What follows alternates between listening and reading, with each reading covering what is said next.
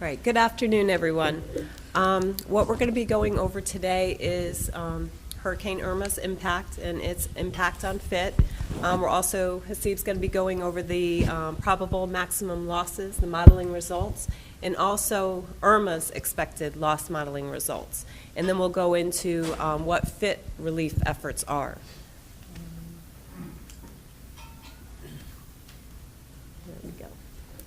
Okay, first and foremost, claims. Effective 9/25/17, approximately 3 weeks from the impact of Irma, FIT had received already 134 claims. Those buttons are pretty touchy, so. Yeah, I'll give it to you. I want to go back probably Yeah. 5 or 6. Are they? Those are very touchy. Oh, wow, okay. Here we go. Next one. There. Okay. Effective again, 9/25/17, about 3 weeks from the storm, FIT had already received 134 property claims. At that time, 91 property claims were reported in the first week. And since that time, we've been getting almost weekly 30 claims being reported each week, and we continue to have that going. We're hoping, of course, that's going to drop off in the next few weeks. I got with York yesterday, and our property claims as of yesterday's date is 191 property claims. Now, we all know Hurricane Irma pretty much impacted the entire state, so there was a lot of losses. Unfortunately, we had 38 members initially affected at 9/25/17. As of yesterday, we've had 44 members affected with multiple locations and losses. One of the things that I do want to stress for everyone is please report, if you have any Hurricane Irma claims, please report those claims. Even if you don't know exactly what the damage is and you're trying to determine it, report the claim and put a question mark or put to be determined. But that way the claim gets reported and you can start speaking with the property adjuster, Curtis Hicks, which we're going to go through, just to get some ideas of what you need to do and what the proper process is. So really important, and I can't stress that enough, get those claims reported. The good news of it is a lot of the claims that were filed were minor damage. So that's the good news. Sadly, there were several large loss claims, but all in all, a lot of the injuries were minor accidents and damage. The next one. Curtis Hicks is our property adjuster. He works with Vericlaim, and his contact information is up there. And you'll notice he provides his cell phone number. Curtis is very, very responsive. He has been triaging all those claims, focusing on the hardest hit members, but making sure that everybody has answers to their questions, because it is concerning when you're going through something like that. You want an answer, and you want an answer as soon as possible. Again, he is always available. Call him on the cell, email. I personally like email because then you get that written response that you can kind of go back to later on to see, well, what did he tell me? What steps should I take? But any of those contacts, please reach out to him. If for some reason you've reached out and he hasn't contacted you back, that's when you would please contact me, and I will make sure you get the answers that you need and have Curtis reach out. But we've had many compliments. I've had a couple members come up to me today and say that Curtis did a great job for them and was responsive, so that's a wonderful thing. The next. Now, what did FIT do during this Hurricane Irma? Once we heard Hurricane Irma was coming, and we all had a lot of advance notice, we almost had a week. So we had a week before and then even continuing after the storm, FIT was sending out member alerts to everyone. We wanted to make sure that our members knew who the property contact reporting information was, who those contacts were, and maybe some tips on how to secure properties for the storm. So those alerts were going out continually, maybe even got sick of us. We wanted to make sure everybody had that information. And then even after the storm, we continued to send them to make sure everybody understood that, we're here, these are where you need to report that accident and injury. It gave Curtis's information. So again, it was a wealth of information, we hope, for you all. One of the things that we want to thank the board for is before and after the storm, the board members, even though they're going through this with their organizations and have probably a million things to do, they got on the phone, teleconferenced with us, and gave us, as a member, what they would look for in alerts. they're like, tell us, where should we be reporting these claims? Who are these contacts? Please give us this information. And that helped considerably. And thank you for taking the time to talk with us about it. Now, if for some reason you are a member and you did not receive these alerts, please contact me after the presentation and we'll be happy to get you on that member alert, because it's not only just for hurricanes, any type of hot topic that's coming up for non-for-profits, we do like to send these out just so that you know what's going on in the world of non-for-profits and make sure you're, up to date with information. Okay. And then I'm going to pass over to Steve. Well, thank you, Jennifer. So we thought what we would go through also on the property is just, I think a lot of folks are curious, how did we fare? There's questions about how much limit we purchase as a program and how that kind of translates. So we thought we'd spend a couple minutes just touching on that. So the first slide here, actually you saw it in Shane's presentation. It's the property structure. Lloyd's of London being the primary 25 million, and it goes all the way up to 100. The key there is, of course, FIT does not retain any risk on name, wind, storm, or any wind-related or hurricane losses. And I figured just as a good refresher, the question begs, how do we come up with that $100 million? So how do we determine that we should be purchasing $100 million of wind limit as a pool? Well, this chart, you probably can't see it, but essentially this is a snapshot out of the modeling that is run. The modeling we use is industry standard. It's called RMS, and they come out with different versions every year. What that model tells us is it runs a probable maximum loss study, and it tells us if we had 1 in 250 year storm, what would our projected losses be? If we had a 1 in 500 year storm, what would our projected losses be, and so on. So just a couple of numbers to highlight here. Far to the left there, what it essentially does is takes into account the deductibles that apply, and our 1 in 200, I should start with 1 in 100 year event. Our 1 in 100 year storm, it projects our losses to be 30 million, and then it goes from there to 250-year storm is 46 million, 500-year storm is 61 million, 1,000-year storm is 81 million. This is using all of FIT's values that FIT insures members' properties across the state of Florida. And currently we purchase 100 million of total wind coverage, which is 20% higher than the 1,000-year PML. To put that in perspective, the Florida takeout insurance companies that provide a lot of homeowners insurance, their standard, or their requirement rather, from the state is to purchase reinsurance to the 100-year event, in which event ours would be 30 million. The gold standard that commercial insurance companies generally follow is to buy to the 250-year event, which in our situation would be 46 million. So we erred on the side of caution and went with 100 million, and we put a lot of thought into that decision as well, discussed it with the board. The frank reality is a lot of our members' locations, your locations, have not had an appraisal for some time, probably. And because of that, they may be undervalued. And we may have a margin of error that's greater than the normal. So that's why we went with that higher number, and we feel very good about how much wind coverage the pool purchases as a whole. Now, as far as Irma, we actually went back to the RMS people. You won't be able to see this chart, but this is, again, a snapshot just to give you a little inside look of what we went through right after Irma from an analytical standpoint. We got RMS to run us a model of saying, okay, let's put Irma, let's model Irma over our values, and how much can we expect in losses. So based on that, Ron, essentially what it says is there's a 50% chance our losses are going to be over $1 million, but there's only a 10% chance that our losses are going to be greater than $5.5 million. Thus, Shane's figure of $5 million is what we expect as kind of our worst case at this point. Even if we're off, we're not going to be off by a lot. It might be 6 or 7 million. And that is insured losses, meaning that is losses that are beyond the deductibles that the members would be responsible for. The members' losses, or the deductible losses in that same scenario, are projected to be anywhere between $700,000 and $2.5 million, depending on where the total loss outcome is. So that's a pretty significant amount of deductible losses as well, using the 2% or 3% or 5%, whatever, based on the different locations across the state.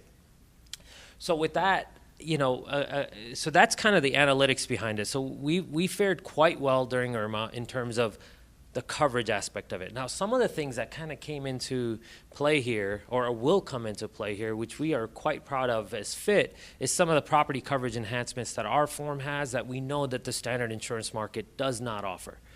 The first up there is building ordinance and increased costs of construction. We have a limit of $25 million. Why is that important? Well, you know, if you have a location that's either pre-2004 or pre-90s, frankly, before the codes were upgraded, that's damaged more than 30 or 40%, the county may say you have to tear this whole thing down and build it up to code.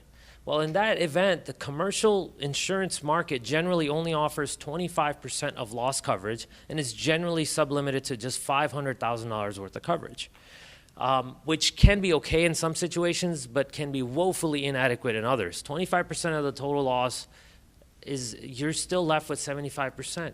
In our form, you get full $25 million of coverage. It's significant. It can be very significant, and we've actually seen that utilized and are expecting to see that based on what we've seen so far in terms of claims activity. Another one is $10 million in errors and omissions coverage. If you forgot to list a location, generally, if you don't have a location on the schedule of values when you submit it to the insurance company, there's no coverage. Well, we actually have something called an errors and omission coverage up to $10 million that if you accidentally, truly forgot, completely unintentional, then there will be coverage for that location and up to $10 million. Debris removal, full policy limits. Why that's significant is generally speaking, we see 25% of the cost covered under insurance. That's significant, and we just want to highlight some of these. As Jennifer said, please report your claims. Our form tends to be broader than what you're probably accustomed to. And so it's important you submit the claim, and we encourage you because we want every FIT member to take advantage of all the coverages we have in place. Flood and storm surge coverage doesn't impact everybody, but the keynote here is storm surge in its traditional insurance policy is part of the flood coverage. Flood, as everyone knows here, is either excluded altogether or is sublimited at $500,000 or $1 million, very low amounts, and storm surge is considered part of flood. In our form, storm surge is entirely separate from flood. Storm surge is part of the named wind storm limit, which we purchase $100 million, which is the policy limit. So that comes into play, especially for anybody that is close to the water.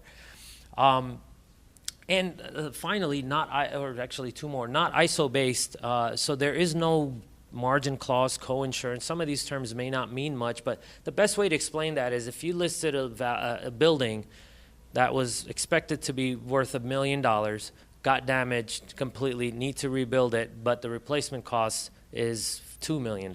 Just got to build it up to code, all those sorts of things. Demand surge, labor is more expensive, materials more expensive because we're after a hurricane. While in most standard forms, there's a limitation on that. Either it doesn't go anything over that $1 million, which you reported it at, so that's all you can get, or it may say you may get up to 25% more than that. So in this event, you'll get $1,250,000. In our form, there is no limitation on that, and it goes to $2 million. Understanding that doesn't include betterments and improvements, but if it genuinely costs that much to get to the exact place where it was, then you would get the full $2 million. Finally, this is a pretty big deal, which we didn't quite inform people adequately before, but we've heard a lot of folks coming. A lot of members have already approached us and said, "Gosh, this is big for us."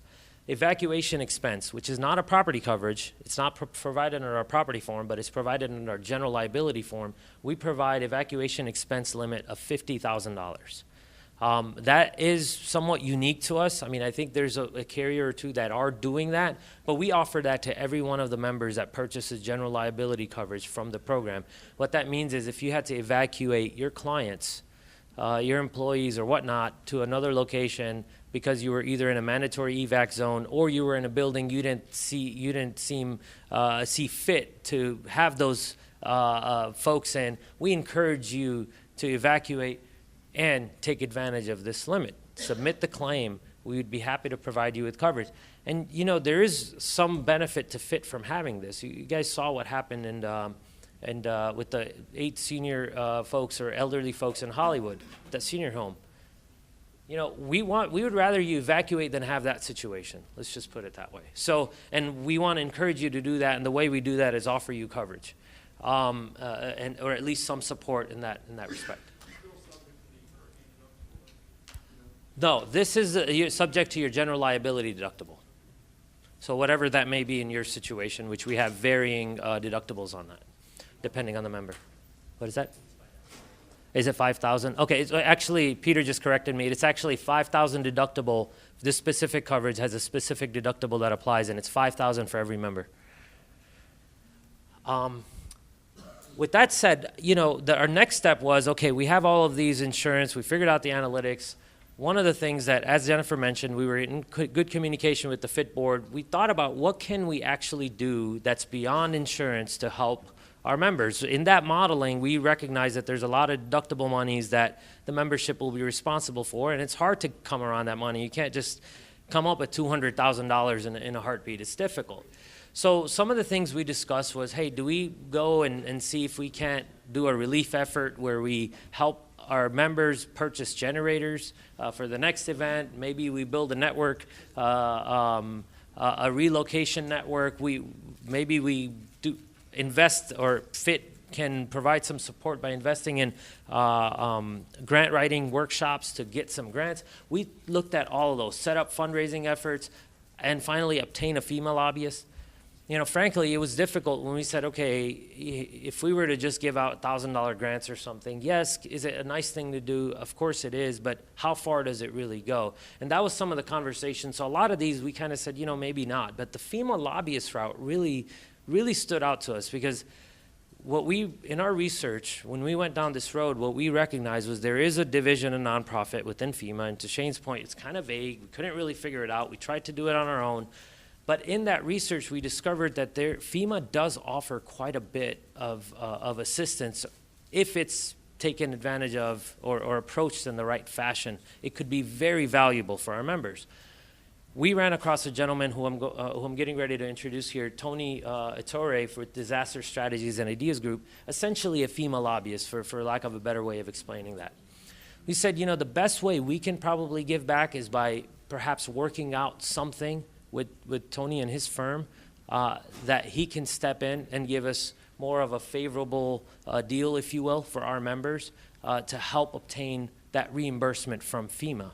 And Tony here will be giving us a presentation today to go through some significant pointers, talk about the process of FEMA and how it's changed over years, maybe give you some pointers on what you ought to do or not ought to do. And then ultimately, we are in the process of working that, we're negotiating, trying to figure out how we can work together to have Tony's firm be there for assistance for the FIT members and not have it cost you as much as it would otherwise. And so that's been kind of our major takeaway and major initiative. We're still going to work on the others, but this is one that we're ready to at least get in front of you today. So without further delay, Tony. Thank you, Steve. Appreciate it. I'm going to stand over here.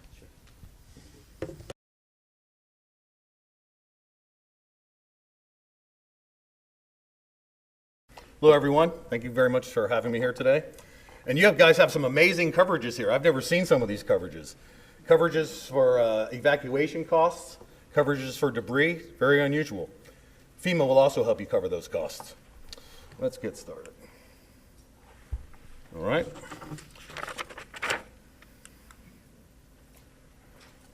Okay. What runs FEMA? What is the operative language of statute? It's called the Stafford Act. The Robert T. Stafford Act was passed in 1988, named after a senator. And it was a method to organize preparedness for disasters, response to disasters, and recovery from disasters. The people that get assistance from the Stafford Act are mostly local governments, individuals, and private nonprofit entities, which most of you are. So we'll refer to you as PNPs. PNPs are able to get funding from FEMA through the Stafford Act, and you have to get it and make sure you don't have to give it back. One of the things that my firm does a lot is work with local governments when FEMA tries to take some of the money back. So we try to make sure that that doesn't happen by doing the job correct in the first place. All right, so how does this, just quickly through a disaster, how does it work? So a storm hits. How do you get a major disaster declaration? Well, there's certain thresholds that have to be met for the state and for every county that's affected. Once those damage thresholds are met, the state, used to be me, would write a letter to the president, the governor would sign it, write a letter to the president requesting a major disaster declaration. The declaration could be either individual assistance or public assistance. Individual assistance obviously goes to individuals. There's individual housing program, temporary housing, things like that. But the main part of the Stafford Act is called public assistance, and there's billions and billions of dollars involved for almost every storm. So when an area is declared for public assistance, let's take, for instance, for Irma. Florida received a major disaster declaration for Irma even before the storm hit. It was expected to be so large that the disaster was declared even beforehand. And what was declared was that every county in Florida, all 67 counties, were eligible for category A and B expenses. We're going to get into that in a minute. A is debris, B is emergency protective measures.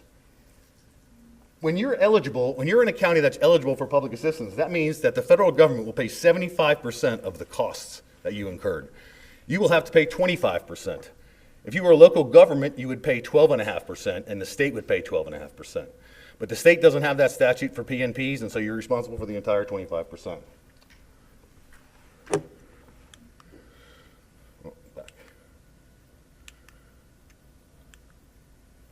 Who are the eligible PNPs?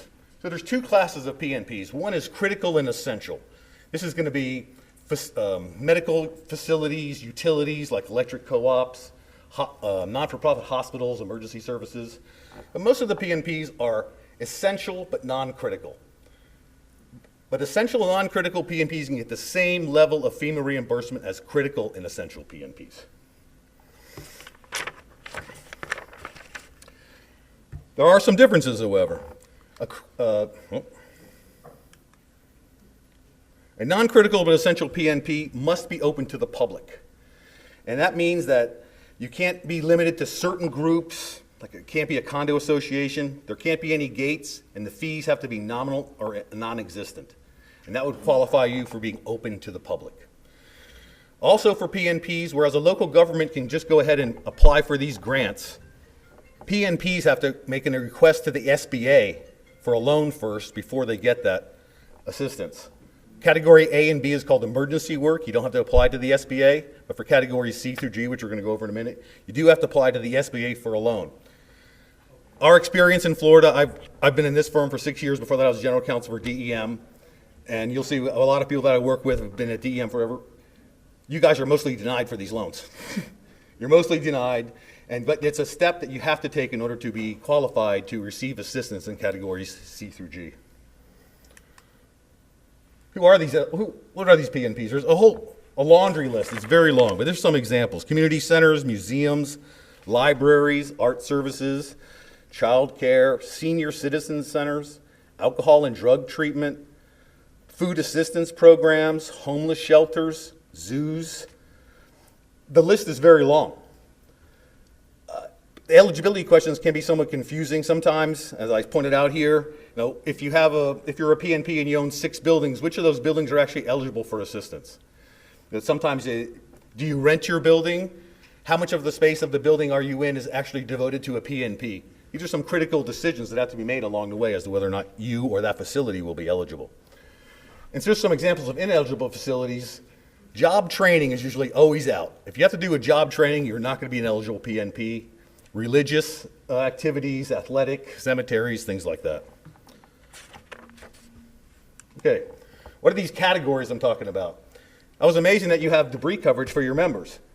FEMA also will pay you to pick up your debris.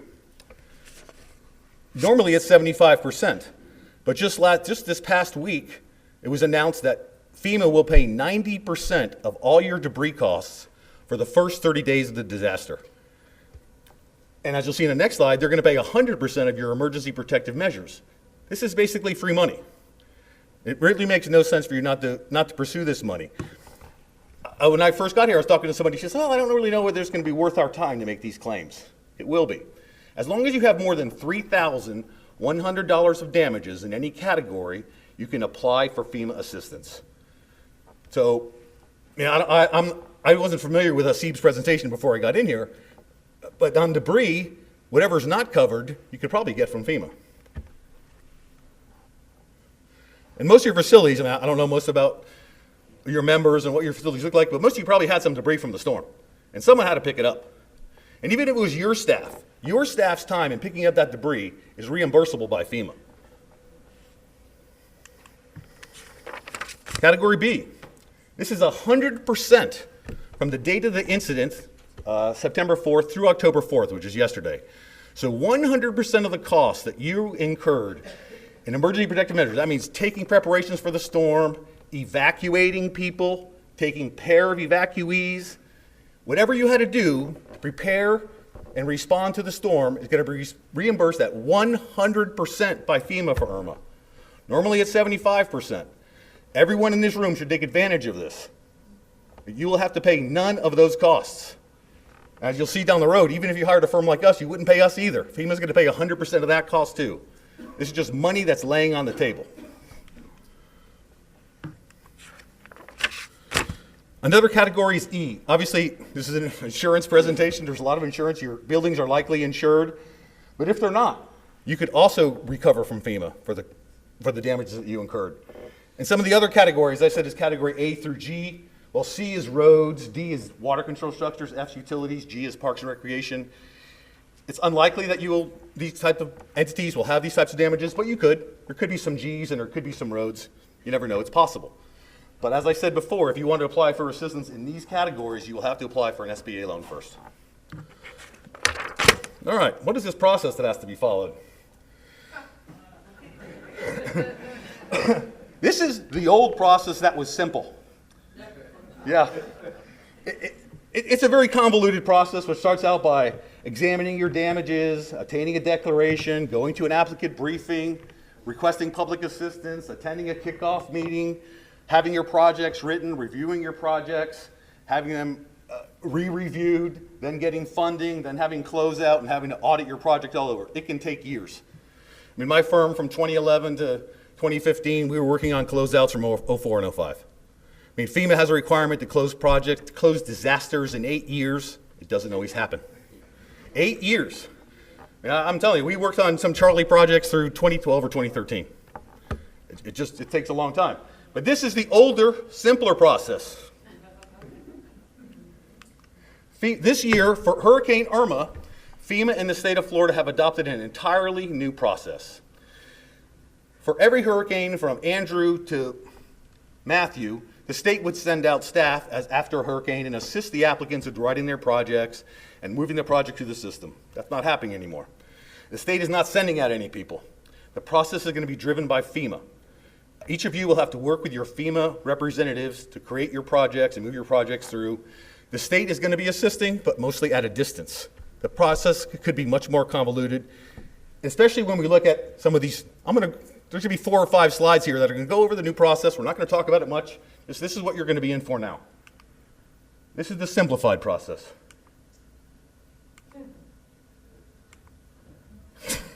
That's the new simplified process. So I can understand why some of you may say, is this really worth it for $10,000? But we have some solutions.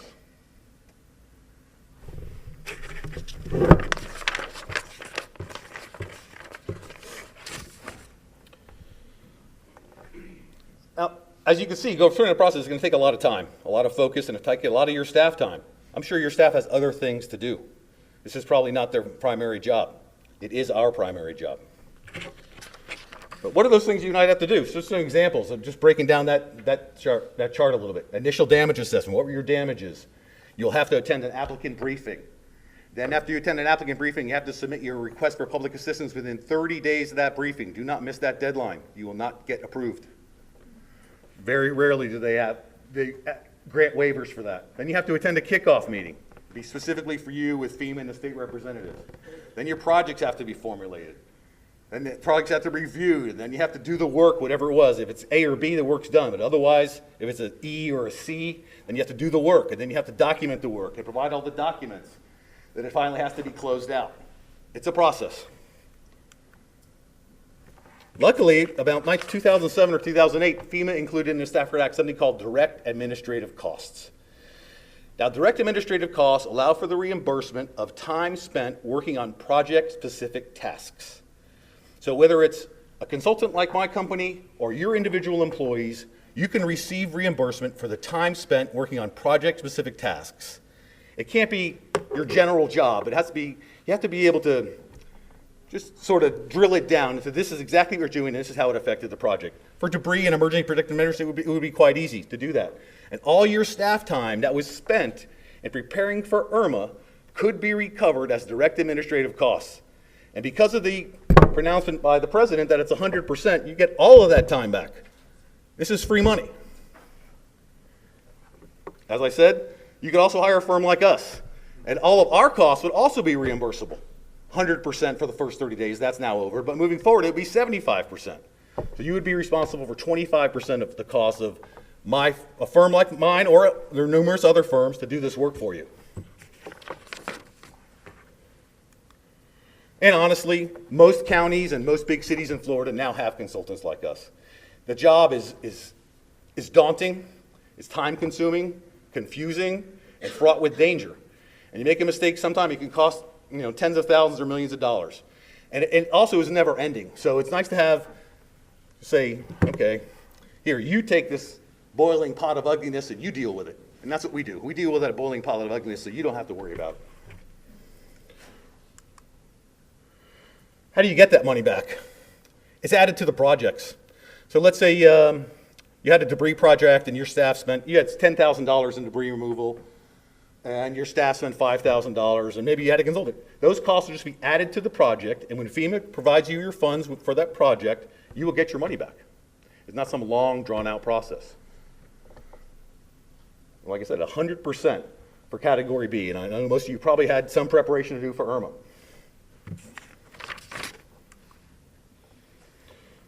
Okay, this is what we do. We've been the state's primary consultant since 2011 on handling all storms. It was our staff that went out to help you. It was DSI employees with state shirts on that went out to work out to the counties after Hermine, Matthew, Charlie, Isaac, Debbie, all those ones. It was our people that went out there, and then we actually work on the back end to close out the projects as well. But because of the new FEMA model and DSI is not being sent out on the front end of the storms, we're now able to represent clients like you on the front end of the storms.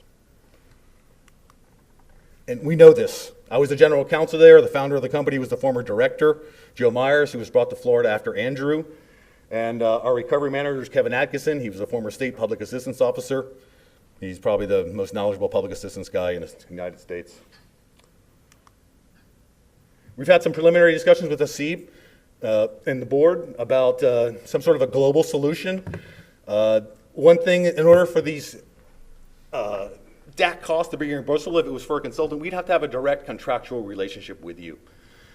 So we'd like to try to find some sort of a global solution, and Asib and I have discussed perhaps negotiating sort of a global contract with a rate reduction due to the size of the group, and then we could use that contract for all of you. None of your claims are probably so large that it would take a lot of our time. So it seems like it would be an excellent solution, but we'll be working on that as we move forward. And here I'm able to answer any questions you may have about Irma, whether it's something I've talked about or not. Yes, sir. I've heard the horror stories. In fact, we've lived through a couple of horror stories. It takes years and years to get through this process. Yes. In to use a IBM term, blue sky, what's the quickest you can really get through the process? I mean, the long term is 8-10 years. I say 5 or 6 months. So short term, 5 or 6 months. 5 or 6 months, projects that are written complete, like a debris project is written complete, all the documents are there. You send it to the state, you submit something called an RFR, a request for reimbursement. The state looks at that, your documents are good, they send you the money. 6 months, it could happen, it should happen in 6 months, if everyone's doing their jobs. Is Florida PA still administering it? Florida PA is still administering it. I noticed on one of your slides, the 100% was until the 4th. That's right. Storm did not hit 9th, 10th. So it's 30 days. It's 30 days after the incident date, which is set in the major disaster declaration. And the major disaster declaration picked the 4th. Pick the 4th. It was the okay. 4th, I think that was the day. It was granted prior to the storm making landfall. Okay. So it's a Okay, I 30-day just wanted to incident. know. I didn't know if it was after the storm Good question. hit or when it hit. Yes, sir. You have to attend an applicant briefing. Are those still going on? And is that with individual entities or? The applicant briefings Public occur meeting. county by county. So your county, you should have been informed, if you're potentially responsible, if you're a PNP and a potential claimant for a disaster, you should get some notice from the state. Hey, we want to know whether you've been affected by this storm. If so, the kickoff meeting is going to be in your county at this time and this date. And you'd attend the kickoff meeting. So I don't know if we did or not, but if we didn't, can you still go to an applicant briefing or? Yes, yes. They're still ongoing. The state is conducting applicant briefings through this week. So if you have not attended an applicant briefing and think you have some damages, I mean, I could help you. You could contact the state, and you'd certainly get you in one. A few minutes ago, you had mentioned that we needed to apply through the SBA. Yes, sir. For a small loan, and you said we would probably get denied. Can you explain? I'm only saying that from experience, just because I've worked in this industry for a while, and most of the PNPs that apply for SBA loans, especially for disaster loans, they end up being denied. That's just our experience. Maybe some of you are very financially strong and aren't just relying on grants that are relying on grants that are much more regular, and you be approved. But normally, PNPs apply, they're denied for the loan, and then they get the FEMA assistance. If you are approved for the loan, you don't have to take the loan, obviously, but if you're approved, you will not get the FEMA assistance. Yes, sir. Only for categories C through G, not for A and B. No one has to apply for any SBA loan for categories A and B. You're all eligible to receive that reimbursement right now. And you may have just answered, because I may have missed A and B categories. So we're a nonprofit focused on foster care system. We were told submit all of our claims to the department, and the department's going to submit them to FEMA.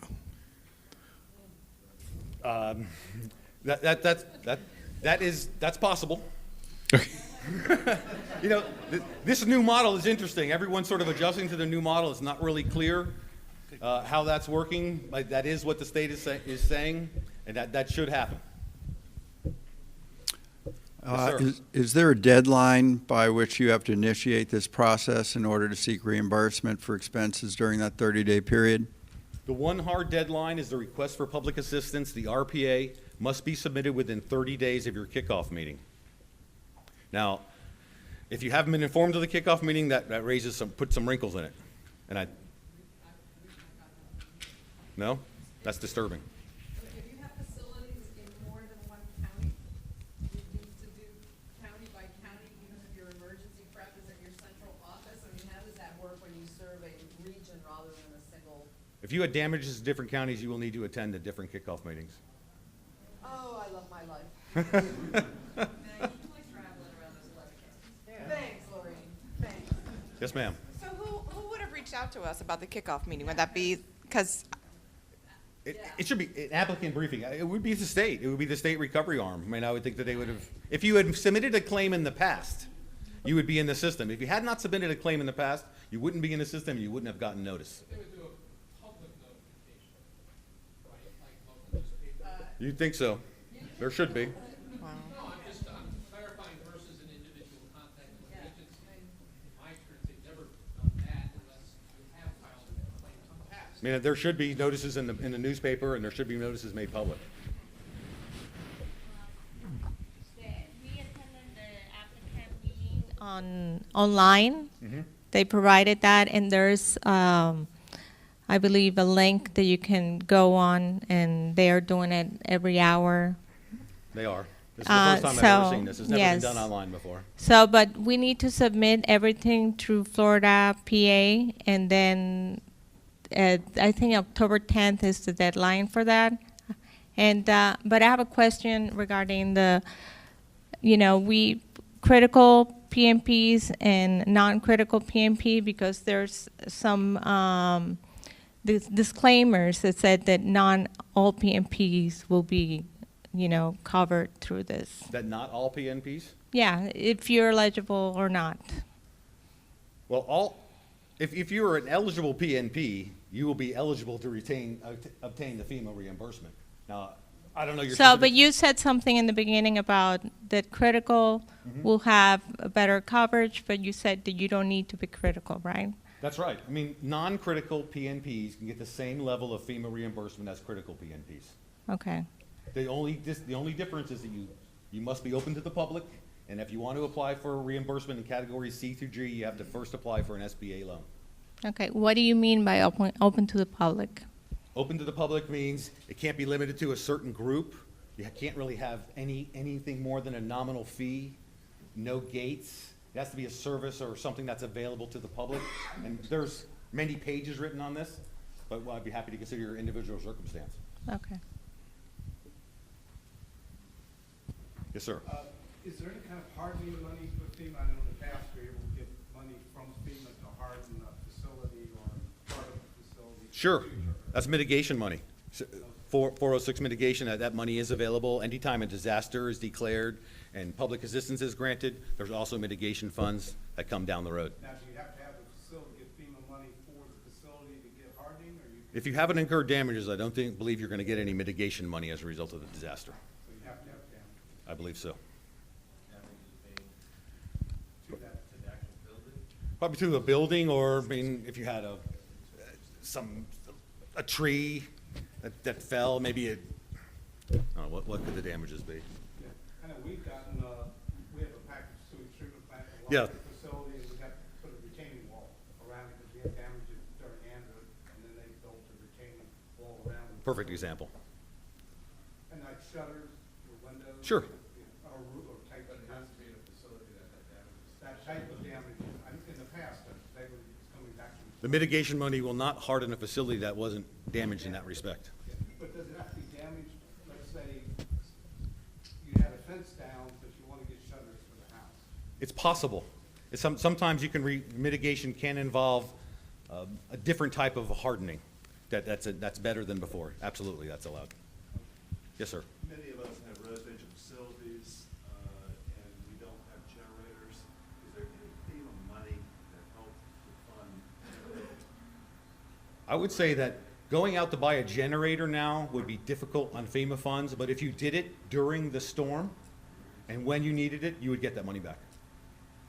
We have one of our buildings that has a gas generator, so it automatically kicks on. Best thing ever. That is great. Moving forward. We only have one. Only one of our buildings out of it, but it's fabulous. Or if you bought it as Irma was approaching, we have residents here, we need to take care of them if we lose the power. FEMA, that cost of that generator will be reimbursable as a Category B expense at 100%. You would get all the money back. You all could have had free generators. You just have to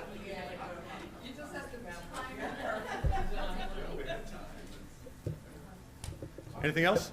Yes, sir. Talking about your generators, if you had a long-term contract with Cat Power, as an example, you provide generators at 10 different locations with whatever notice we come up with in the contract, would that be covered by FEMA?